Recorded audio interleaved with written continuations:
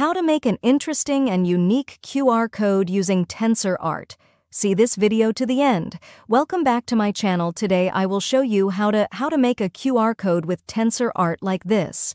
First part, type in Google QR code generator and save the QR code image in the PC gallery. Second part, open Tensor ART, click Create, set the settings like in the video, but if you have your own settings it doesn't matter, it will be better.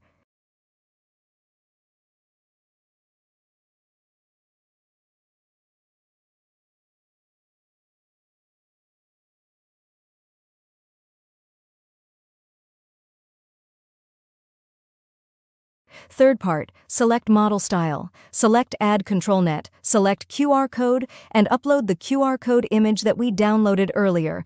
Click confirm.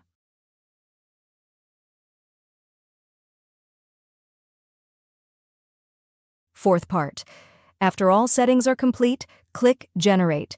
If the results are not optimal, you can reset the settings and adjust the aspect ratio.